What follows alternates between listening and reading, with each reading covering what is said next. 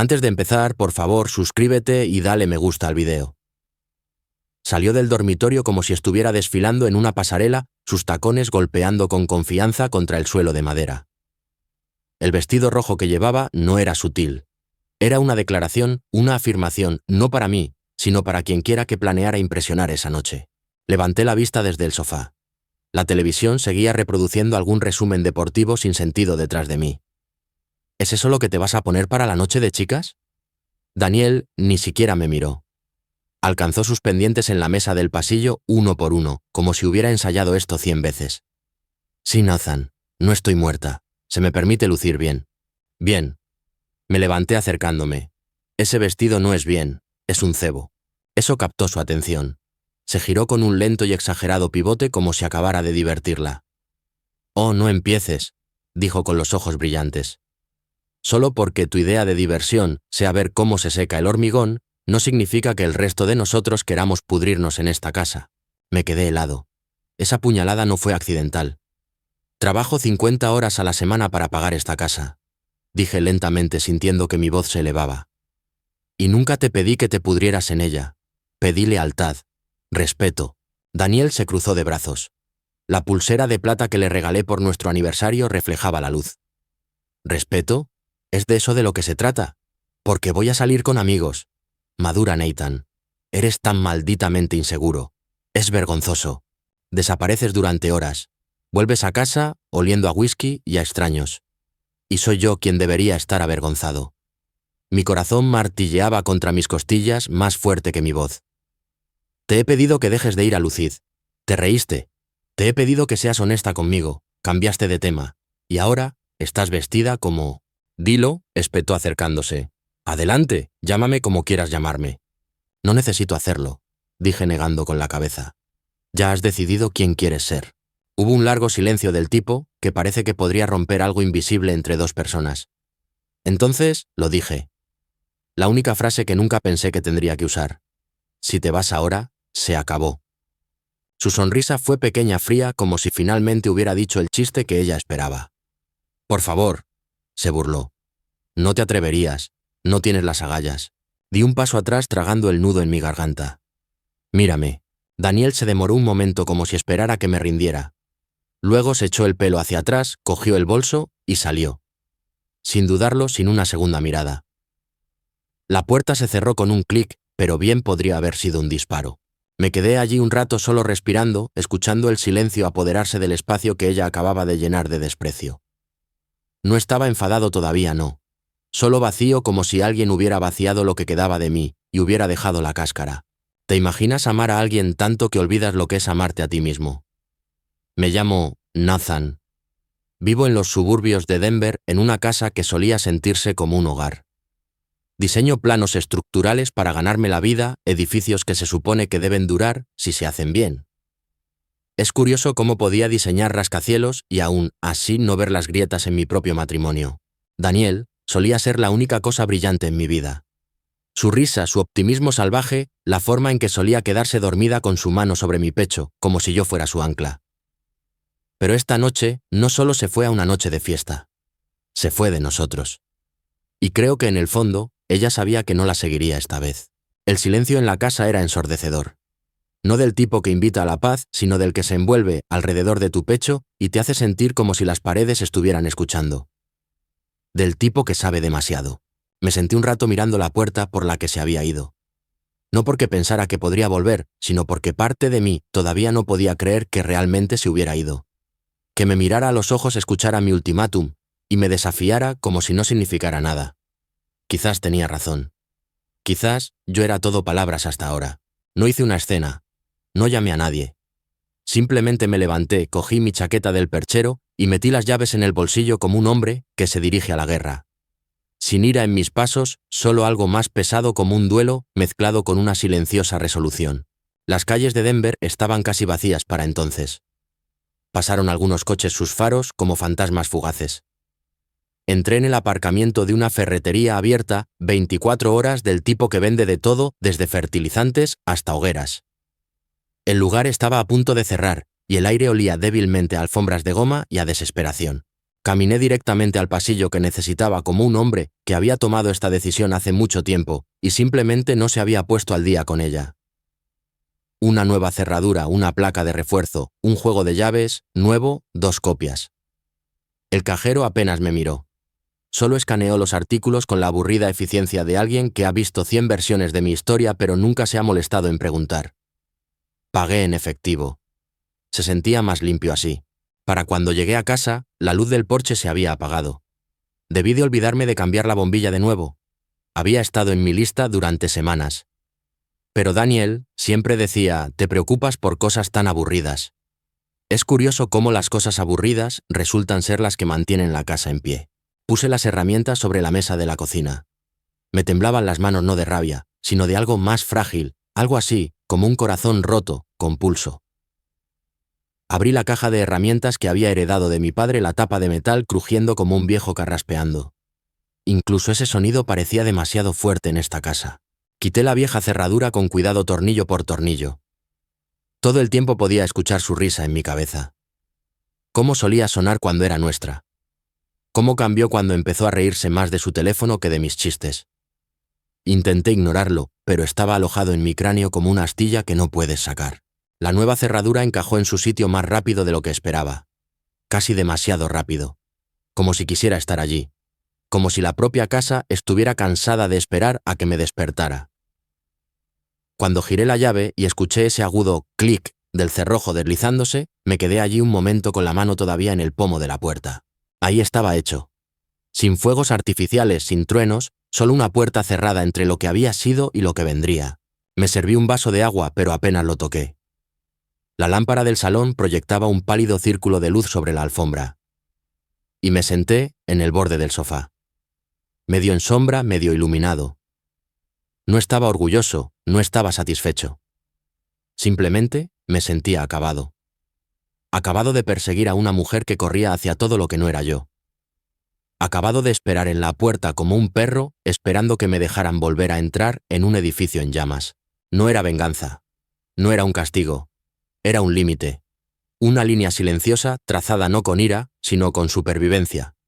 Se había ido y por primera vez me di cuenta de que no tenía que esperar a que volviera. Podía elegir no volver a abrir esa puerta. El sofá no ofrecía sueño. Ofrecía una pausa. Me estiré en él de todos modos. Cogí la vieja manta que Daniel una vez dijo que desentonaba con todo. No me importaba. Ya no intentaba impresionar a nadie. La habitación estaba en penumbra iluminada solo por la lámpara de la esquina y el suave resplandor azul del reloj digital en la pared. 2:13 a.m. El tiempo no importaba, pero seguía avanzando como si se burlara de mí por seguir despierto. Cada crujido de la casa sonaba más fuerte esa noche. El zumbido del frigorífico, el débil tic-tac del termostato, el viento rozando los cristales de las ventanas como un extraño pidiendo entrar. Y debajo de todo su risa. No real, pero tan vívida en mi memoria, que casi miré por encima del hombro para verla acurrucada en la alfombra, viendo alguna película tonta y lanzando palomitas al aire. Solía amar ese sonido. Ahora era un fantasma que no podía exorcizar. Se repetía en mi cabeza su risa cuando dije, si te vas ahora, se acabó. Esa sonrisa burlona, ese giro despectivo de su talón. No era solo cruel, estaba practicado. No creía que lo dijera en serio. Y quizás, en el fondo, yo tampoco hasta que cambié las cerraduras. Pero incluso entonces, el dolor no obedecía a la lógica. No estaba enfadado, no de la manera explosiva que la gente espera. Estaba vacío, como si ella hubiera metido la mano en mi pecho y hubiera sacado la última esperanza que no sabía que todavía tenía. ¿Qué tipo de amor sobrevive a la burla? ¿Qué tipo de matrimonio se encoge bajo las luces de un club nocturno? Miré al techo repasando meses de señales perdidas. Llegadas tardías a casa. Un perfume nuevo que nunca solía usar. Mensajes de texto vigilados que ella descartaba con esa frase. Es solo Tina. Relájate.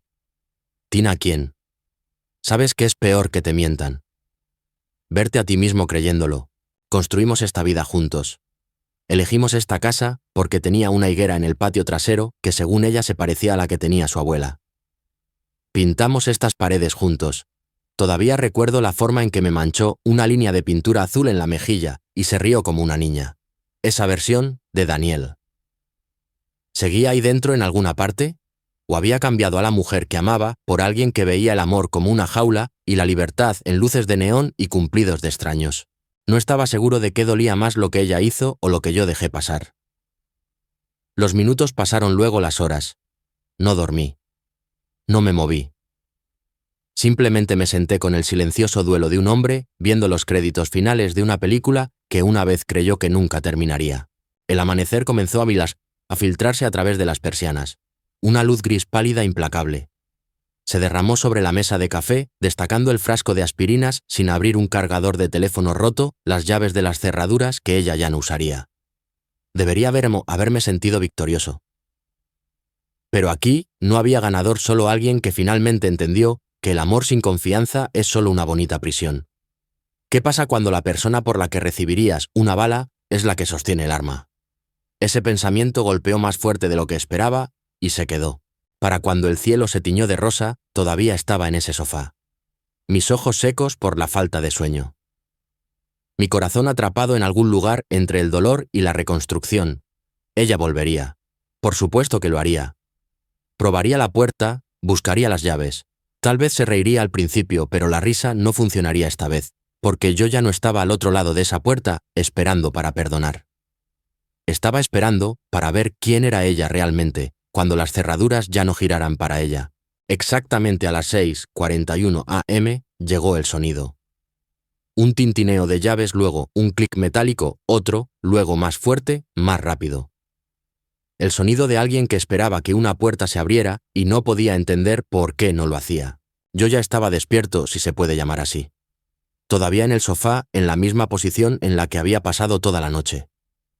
No me moví cuando la oí al principio. Simplemente me quedé mirando la cortina, la barata tela beige, apenas protegiéndome del drama, iluminado por el amanecer que se desarrollaba a 1 metro de distancia. Más forcejeos, luego el golpe. No fue uno suave. Nathan. Llegó su voz aguda y molesta, como si estuviera siendo incomodada. ¿Qué le pasa a la cerradura? Me levanté, lento y silencioso. Me dolían las piernas por el tiempo que había permanecido congelado. Respiré hondo y aparté la cortina lo suficiente para verla. Daniel, con el mismo vestido rojo, el pelo, ahora despeinado, el lápiz labial ligeramente corrido, los tacones en la mano. Su rostro tenía esa mirada aturdida de alguien que ha estado despierta toda la noche, pero no sola. Me vio en la ventana y agitó la mano con desdén. «Abre la puerta. Nathan, esto no es gracioso. No estaba destinado a serlo». Abrí la ventana lateral y la deslicé hacia arriba 1 pulgada. El aire frío entró de golpe. «Te reíste cuando te lo advertí», dije sin levantar la voz. Eso la detuvo solo por 1 segundo. Parpadeó hacia mí, atrapada entre la confusión y algo más. Algo que se acercaba a la comprensión. «¿Qué es esto?», exigió con la voz en alto. «¿Cambiaste las cerraduras? ¿Hablas en serio ahora mismo?» Mantuve mi tono uniforme. «Tú tomaste una decisión anoche. Yo tomé una también». «¿Estás loco?», espetó retrocediendo como si el mundo se hubiera inclinado. «Era una noche de chicas, te lo dije. Y yo te lo dije», dije con la voz temblorosa ahora. No de miedo, sino de control. Que si salías por esa puerta vestida para otra persona, no habría ninguna puerta esperando cuando volvieras. Su boca se abrió, luego se cerró. Miró a su alrededor, a la calle, tranquila, esperando a medias que un vecino presenciara esto. Nadie lo hizo, solo el sol temprano y las sombras. «Vale», dijo finalmente con la voz cambiando. «¿Y ahora qué? ¿Crees que eres el héroe? ¿Crees que esto te hace fuerte?» «No», dije, «simplemente me hace estar harto». Me miró como si fuera un extraño. Quizás para ella lo era. Quizás me había convertido en alguien a quien ya no podía manipular, y eso la asustaba más que cualquier otra cosa. «No hice nada malo», siseó con los brazos cruzados con fuerza ahora. «Estás exagerando. Siempre haces esto, magnificando las cosas en tu cabeza». Mi voz se suavizó. «Entonces, ¿por qué estás temblando, Daniel?» Se quedó en silencio, y por un momento simplemente nos quedamos allí. 2 personas que habían construido una vida y que ahora tamizaban sus cenizas desde lados opuestos de una puerta cerrada. «Volveré», dijo finalmente desafiante. «Voy a por mis cosas y luego podrás volver a tu patética rutina y a tu pequeña y triste vida». Asentí una vez. «Dejaré las cajas en el porche». El viento se levantó entonces lo suficiente como para que su pelo le azotara la cara. No dijo una palabra más, simplemente se dio la vuelta y caminó descalza por la entrada, sus tacones colgando de una mano como armas inútiles. La observé hasta que desapareció en la esquina. Luego cerré la ventana, y por primera vez en mucho tiempo la casa se sintió como mía. No una tumba, no un teatro para un amor fingido, solo un lugar tranquilo con cerraduras que funcionaban y un hombre dentro que finalmente recordaba lo que valía. La puerta de Willow and Pine se abrió con un crujido y el calor me golpeó como una suave exhalación. Era una pequeña cafetería escondida justo al lado de Parker Street. Nada de moda, nada llamativo, solo sillas desiguales, jazz, antiguo en los altavoces y el olor a canela y espresso quemado. El tipo de lugar que permanecía igual incluso cuando todo lo demás no lo hacía. Ben y Terry ya estaban allí encorvados sobre sus tazas como un reloj. Ben levantó la vista primero. Vaya, vaya, si no es el hombre más paciente de Denver. Terry resopló. O el más terco de Denver según a quien le preguntes. Me deslicé en el reservado frente a ellos. Buenos días. Ben levantó una ceja. Lo es. Ambos lo sabían. No necesitaban detalles. Habían visto el coche de Daniel, aparcado torcido fuera de Lucid, suficientes veces. Amigos como estos no piden actualizaciones. Leen entre líneas. No dormí, admití cogiendo el menú que no planeaba usar. Nunca lo haces cuando se trata de ella, dijo Terry sorbiendo su café como si fuera un sermón. Ben se inclinó ligeramente. ¿Entonces? Dejé que el silencio se extendiera por un momento. Volvió a casa esta mañana. Las llaves no funcionaban. Le dije que se había acabado. Ninguno de los dos habló de inmediato. Finalmente, Ben asintió lentamente. Realmente lo hiciste. Cambié las cerraduras anoche, dije casi para mí mismo. La vi probar la puerta como si nada hubiera pasado. Terry exhaló por la nariz. Bien. Eso fue todo. Una palabra no de felicitación, no triunfante, simplemente bien, como una válvula de presión finalmente liberada. Miré mi café, mis dedos trazando el borde de la taza. ¿Parecía sorprendida? Dije, como si nunca hubiera pensado que lo llevaría a cabo. Por supuesto que no, dijo Ben. Lleva meses jugando contigo, seguía reescribiendo las reglas para que funcionara. Y yo quería creer que todavía podría funcionar. Murmuré. Esa parte salió cruda. Terry se recostó con los brazos cruzados. No te equivocas por querer eso, pero querer algo no significa que todavía esté ahí. Asentí lentamente. Mi reflejo en el café negro parecía más viejo que ayer. No sé si luchar por ella o por mí mismo. Ben removió su taza distraídamente. La primera vez que nos contaste que se quedaba hasta tarde. Pusiste excusas, dijiste que necesitaba espacio. No insistimos. Pero la tercera, la cuarta vez no ponías excusas por ella. Las ponías por tu propio corazón roto. Terry añadió. Vimos venir esto, Nate. No significa que duela menos, solo significa que no estás loco. Miré por la ventana. La luz de la mañana se derramaba sobre la acera. La gente pasaba sosteniendo cafés con leche y de la mano. Extraños en armonía. Solía pensar que Daniel y yo nos parecíamos a eso. Simetría externa ocultando fracturas silenciosas. Sigo pensando, dije con la voz más baja ahora. ¿Y si hubiera hecho una cosa diferente? Dicho algo más. Intentado más. Ben no se inmutó. Intentaste más de lo que nadie debería tener que intentar. Y dijiste suficiente. Ella fue la que dejó de escuchar. Hubo una larga pausa. Luego Terry deslizó una servilleta sobre la mesa y garabateó algo. «Terapeuta», dijo. «Uno bueno. Ayudó a mi hermana después de su separación. Miré el número. Es curioso cómo el apoyo a veces llega en los gestos más pequeños y menos dramáticos. Doblé la servilleta, la metí en mi cartera. «Gracias», dije. Terry me dio una palmada en el hombro. «No estamos aquí para los agradecimientos. Estamos aquí para que no te sientes en esa casa pensando que estás solo». Ben levantó su taza. «Por saber cuándo es suficiente». No levanté la mía de inmediato. Aún no estaba listo para brindar por el final de nada. Pero lo hice. Y por primera vez desde que Daniel se fue, me permití exhalar. No como un marido que había fracasado, sino como un hombre que finalmente se eligió a sí mismo por encima de la ilusión de algo que ya se había desvanecido. Elegí el Lake House Grill por una razón. Tranquilo, pintoresco terreno neutral, el tipo de lugar donde el mundo parece pacífico incluso cuando tus entrañas se están desgarrando. Daniel llegó 10 minutos tarde. Siempre le gustó hacer una entrada incluso cuando la habitación solo me contenía a mí. Llevaba gafas de sol aunque el cielo estaba nublado y se sentó sin decir una palabra. El lago brillaba detrás de ella, suaves ondas en constante movimiento. Solía pensar que ella era así siempre en movimiento sin asentarse nunca. No estaba seguro de que vendrías, dije tratando de sonar casual. Daniel se quitó las gafas y las dejó junto a su vaso de agua. Sus ojos estaban inyectados en sangre, pero ilegibles. «Cambiaste las cerraduras», dijo secamente. Asentí. «Y tú ignoraste lo que dije». Se encogió de hombros. «Entonces, ¿qué es esto? ¿Un último viaje de culpa antes del gran final?» La estudié no como la mujer que amaba, sino como alguien a quien ya no reconocía. «No estoy aquí para pelear». Pensé que, quizás, necesitábamos claridad. Sus labios se torcieron. «Claridad», repitió como si la palabra supiera extraña. «No debería haber cambiado las cerraduras sin hablar contigo». Admití, pero no podía seguir viviendo en el limbo que construiste para nosotros. Daniel miró más allá de mí hacia el agua. «Siempre te gustó arreglar las cosas incluso cuando ya estaban rotas». Dejé que el silencio colgara entre nosotros como niebla. Finalmente dije, «¿Hay alguien más?» Su mirada no vaciló. «Sí». Sin drama, sin demora, solo una sílaba limpia y afilada. Aterrizó como un cuchillo. Abrí la boca, pero no salió nada. Todas las preguntas que había ensayado se disolvieron en la verdad sentada frente a mí. «¿Desde cuándo?», pregunté, sin reconocer siquiera mi propia voz. «¿El tiempo suficiente?», dijo mirándome de nuevo. «El tiempo suficiente para saber que no es solo tu culpa, Nathan». Asentí lentamente.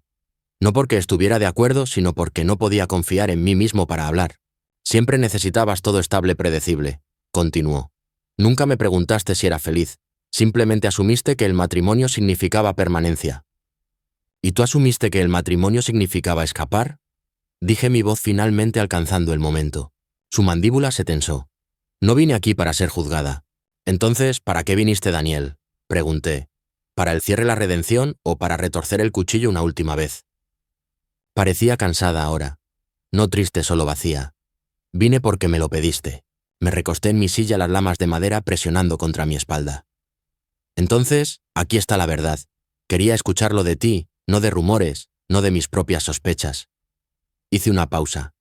«Pero ahora que lo tengo, creo que finalmente puedo dejar de hacer preguntas». Daniel me miró fijamente buscando alguna reacción. Tal vez un colapso, tal vez furia. En su lugar me levanté. «Pagaré el almuerzo», dije en voz baja. «Es lo menos que puedo hacer por la versión de nosotros que una vez significó algo». No me detuvo mientras me alejaba. El lago, detrás de ella, brillaba a la luz de la mañana tardía, pero nada de él reflejaba quién solía ser. Y quizás ese fue el verdadero final. Tampoco dormí esa noche, pero no fue el duelo lo que me mantuvo despierto. Fue la planificación. Había una extraña calma en ello, del tipo que se asienta sobre ti después de la devastación, como estar en el centro de una casa quemada y darte cuenta de que no queda más fuego del que huir. Las palabras de Daniel resonaban en los rincones de mi mente. «Sí», había dicho cuando le pregunté si había alguien más. Sin dudarlo, sin disculparse, solo con certeza. Y con esa única respuesta, algo en mí encajó en su lugar. A las 7:05 am, ya estaba duchado y vestido, sentado a la mesa de la cocina con mi portátil abierto y el café frío a mi lado. Saqué la información de contacto que no había tocado en años. Michael Klein, abogado de derecho de familia. Era el tipo de hombre que no desperdiciaba palabras. De la vieja escuela sin tonterías. Me había ayudado a redactar un acuerdo prenupcial hace 5 años, cuando Daniel y yo estábamos enamorados, pero cautelosos. Cuando ella lo llamó paranoico y yo lo llamé responsable.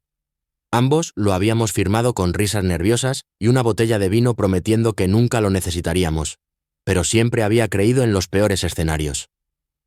Y ahora, aquí estábamos. Marqué. Klein contestó a la segunda sonería. Nathan Harker dijo sin necesidad de un «hola». No esperaba saber de ti, a menos que Denver se derrumbara. Logré una risa seca. Se siente lo suficientemente cerca. ¿Llamas para un repaso del contrato? Dudé. Llamo porque es hora. Hubo una breve pausa en su extremo, luego el suave crujido de papeles.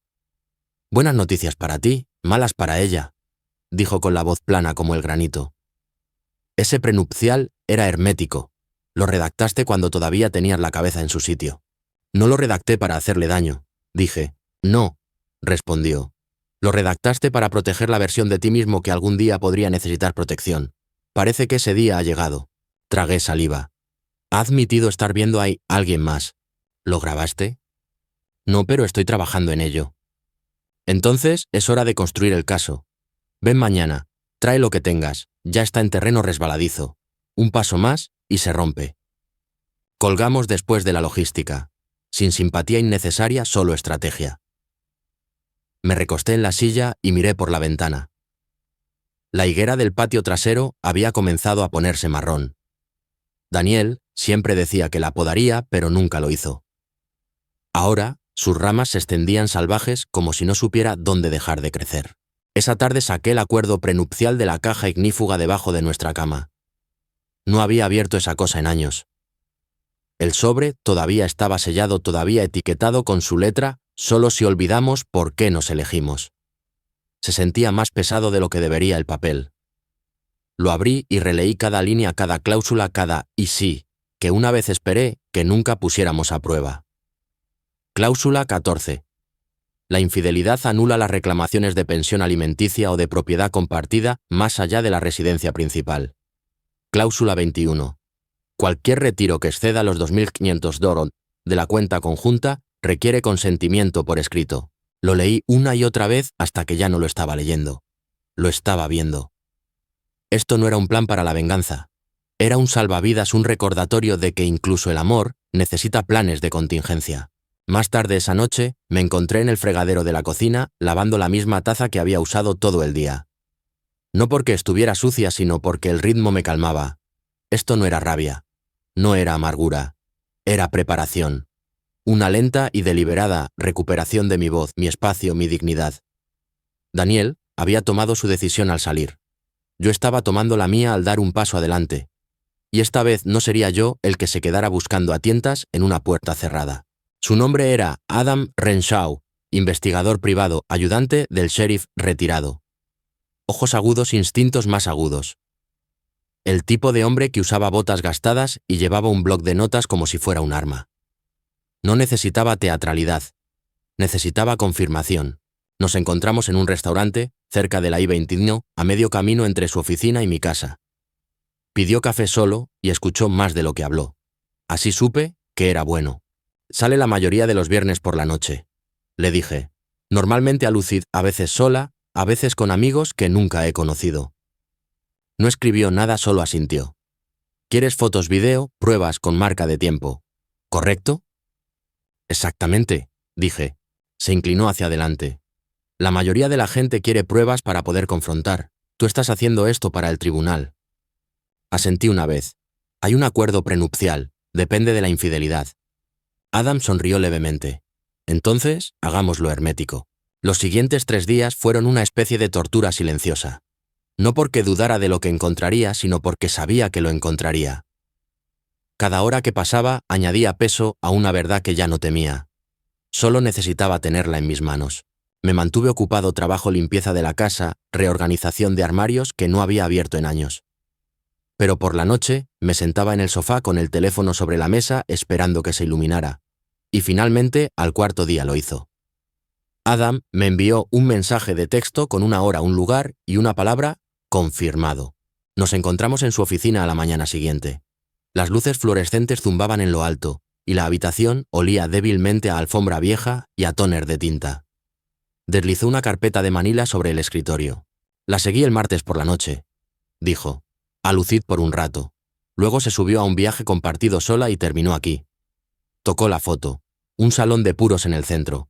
Exclusivo, privado. Se encontró con él afuera. Continuó. No entraron de inmediato. Ojeé las fotos. Allí estaban. Daniel, con una gabardina oscura, abrazando a un hombre alto con un traje azul marino. Un beso también, en realidad. No en la mejilla. No inocente y no algo que pudiera explicar. Mis dedos se apretaron alrededor de los bordes de la foto, pero mantuve mi rostro tranquilo. Adam estaba observando. Es consistente, añadió. Esto no es aleatorio. Asentí. Gracias. Deslizó una factura sobre la mesa. Pagué en efectivo de nuevo, pero el verdadero golpe vino más tarde. Llegué a casa y me conecté a la cuenta conjunta para revisar nuestras finanzas. Algo que no había hecho en un tiempo. Debería haberlo hecho. No lo hice. Fue entonces cuando lo vi. Un retiro de $6,000 realizado 2 días antes de que se tomaran las fotos. Sin notas, sin transacciones divididas, simplemente desaparecido. Miré el número hasta que mi visión se volvió borrosa. Luego la llamé. Contestó ni a la cuarta sonería su voz tensa. Nathan, hay un acuerdo prenupcial, dije, con voz uniforme. Y tengo las fotos. Martes por la noche, salón de puros. Lo besaste. Silencio. También sacaste $6,000 de nuestra cuenta conjunta. Eso también está registrado. Todavía silencio. No grité. No acusé. Simplemente dejé que el peso de esos 2 hechos se asentara como polvo sobre su línea. Finalmente habló. ¿Me hiciste seguir? No. Dije, hice que te confirmaran. Clic, colgó. Miré la pantalla, el silencio ahora familiar. Esperado. Pero este se sentía diferente. Esta no era Daniel ignorándome. Esta era Daniel acorralada. Y de repente ya no me sentía pequeño. Me sentía firme. Y el suelo sobre el que solía bailar tan libremente, finalmente comenzaba a agrietarse bajo sus talones. La llamada llegó a media mañana. Estaba en el garaje ordenando herramientas cuando mi teléfono sonó. Por un segundo casi lo dejo ir al buzón de voz. No por rencor, solo por paz, pero algo en mí dijo, contesta. Hola. Una pausa. Luego su voz pequeña desconocida. Nathan. No estaba enfadada. No era sarcástica. Era la voz de alguien que finalmente se dio cuenta de que la red de seguridad había desaparecido. Esperé. No puedes probar nada, dijo. Pero no había mordacidad en ello, solo miedo. Me apoyé en el banco de trabajo limpiándome las manos en un trapo viejo. Martes por la noche, dije. Salón de puros en el centro. 10:26 p.m. Ella no dijo nada. Llevabas un abrigo negro. Él tenía un traje azul marino. Lo besaste 2 veces en la acera antes de entrar. Una respiración temblorosa. Eso no significa... Esquina de Lincoln y la 18, continué. Matrícula del coche del que te bajaste. Tengo una foto con marca de tiempo. ¿Quieres que te la envíe a tu correo electrónico? Otra respiración. Inestable, defensiva. ¿Así es como quieres jugar?, preguntó con la voz quebrada. ¿Simplemente arrastrarme por los tribunales? No levanté la voz. No me inmuté. No, Daniel, ya lo hiciste. Solo le estoy mostrando al juez lo que dejaste atrás. Silencio de nuevo, pero esta vez se sintió más pesado, como si se estuviera desmoronando bajo el peso de lo que no podía manipular. ¿Sabías lo del retiro?, preguntó. Por supuesto que sí. Una larga exhalación. Necesitaba el dinero, murmuró. Estaba atrasada en algunas cosas. Como habitaciones de hotel, dije. Ese golpeó. Lo escuché en su pausa. ¿Vale la pena?, pregunté, no con amargura, solo por genuina curiosidad. Quienquiera que sea. No respondió, y me di cuenta en ese momento, tal vez ella misma no sabía la respuesta. Tuviste oportunidades, dije. Te rogué que hablaras, que volvieras a casa, que dejaras de elegir a extraños en lugar de la estabilidad. Te reíste. No sabía que lo decías en serio, susurró. Y tú sí, dije en voz baja.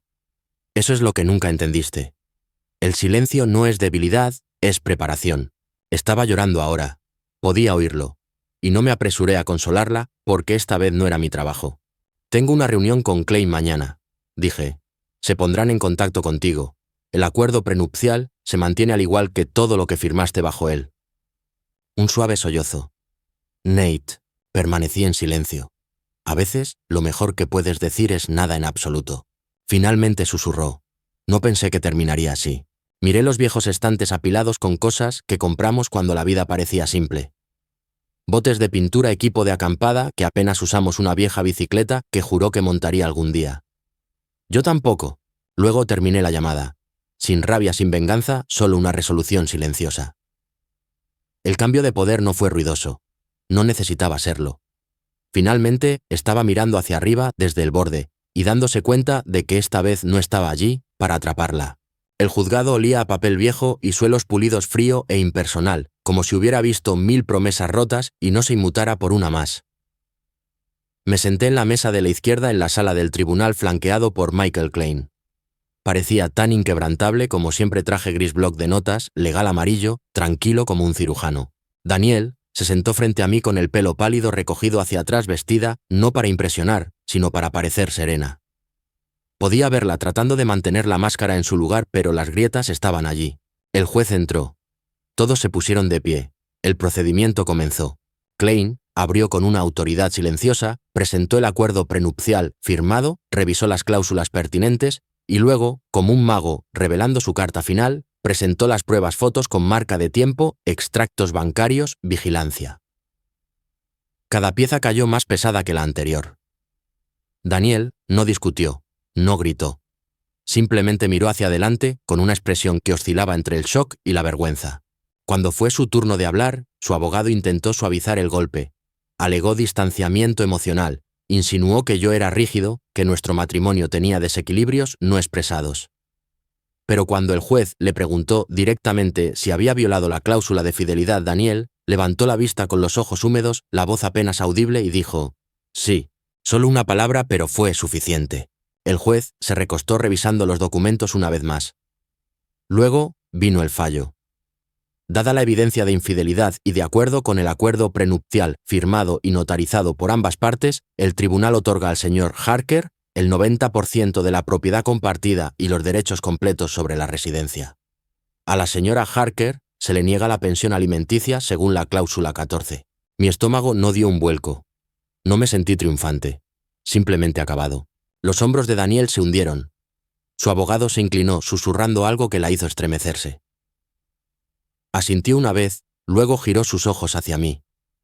«No era mi intención», articuló sin sonido. Fue la primera vez en mucho tiempo que creí que estaba siendo honesta. Pero la honestidad no rebobina el tiempo. El martillo del juez cayó agudo y final. Nos levantamos, recogimos nuestras cosas. Klein me dio una palmada en la espalda. «Lo hiciste bien, chico», dijo en voz baja. «No solo ahí dentro, sino desde el principio. Protegiste tu futuro». Daniel no se movió por un rato, simplemente se sentó allí con las manos cruzadas, los ojos rojos, como si finalmente se despertara del sueño por el que nos había cambiado. No la odiaba. Ni siquiera sentía lástima por ella. Simplemente ya no la conocía. Y eso más que nada hizo que fuera más fácil alejarse. La sala del tribunal se vació lentamente. Eché un último vistazo a la mesa, donde una vez nos sentamos juntos, sonriendo años atrás, llenando formularios para una casa en la que ambos dijimos que envejeceríamos. Esa versión de nosotros se había ido, pero yo todavía estaba aquí. Y por primera vez en meses sentí que tenía ambos pies en el suelo. El pasillo fuera de la sala del tribunal estaba en silencio. Solo el golpeteo de los zapatos resonando en el mármol y el bajo murmullo de voces distantes. Caminé lentamente, no aturdido, sino con intención, con una finalidad que no había sentido hasta que cayó el martillo. Me alcanzó justo antes de las puertas de salida. «Nathan». Me detuve. Daniel estaba allí con los brazos cruzados con fuerza sobre el pecho, como si se estuviera preparando para un impacto. Su voz era suave. Pensé que tal vez podríamos hablar. Me giré para mirarla a la luz de las ventanas, capturando el oro en sus ojos, en el que solía encontrar consuelo. Se acercó con una expresión vacilante. «Sé que me odias». «No lo hago», dije. Ella parpadeó. «No», negué con la cabeza. «No te odio, Daniel, simplemente ya no te reconozco». Miró sus zapatos rozados en los bordes. «Cometí errores, lo sé». Levantó la vista y por un segundo vi a la mujer con la que me casé. La versión de ella antes de los muros, antes de las mentiras, antes de las salidas a ninguna parte. «No quería que terminara así», dijo. «Te creo», respondí. «Pero la intención no deshace la acción». Tragó saliva con el labio temblando. «¿Hubo algún momento en que me hubieras perdonado?» No respondí de inmediato. No porque no lo supiera, sino porque lo sabía. «Sí», dije. «Hubo cientos, pero te reíste a través de ellos». Sus ojos se llenaron, pero no dejó caer las lágrimas. «Realmente te amé», susurró. Asentí. «Y yo realmente te amé también». Permanecimos en silencio por unos momentos. No extraños, no amantes, solo dos personas al final de una historia que una vez pareció infinita. «Espero que encuentres la paz», dije suavemente. Ella sintió levemente. «Espero que tú también». Luego me di la vuelta y caminé hacia la salida. Las puertas se abrieron con un suave empujón. La luz del sol se derramó sobre los escalones de hormigón afuera, calentando mi piel. Se sentía limpio, no como una victoria, sino como la primera respiración después de contenerla demasiado tiempo bajo el agua. El aire sabía diferente, más claro. No comprobé si ella todavía estaba detrás de mí. No lo necesitaba. El coche arrancó con un zumbido silencioso. Mientras salía del aparcamiento del juzgado, no miré hacia atrás ni una vez. No había nada detrás de mí que valiera la pena revisitar. Algunas historias terminan con fuego, otras con silencio. La nuestra terminó con la verdad. Y la verdad, aunque dolorosa, tiene un don inigualable. Te libera. ¿Alguna vez has salido de algo roto solo para darte cuenta de que estabas completo todo el tiempo? Si esta historia te ha conmovido, quiero escucharlo. Deja un comentario abajo, porque a veces escuchar la verdad de otra persona nos ayuda a enfrentar la nuestra. Y si alguna vez has tenido que reclamar tu valía después de una traición, no estás solo. Nunca estás solo.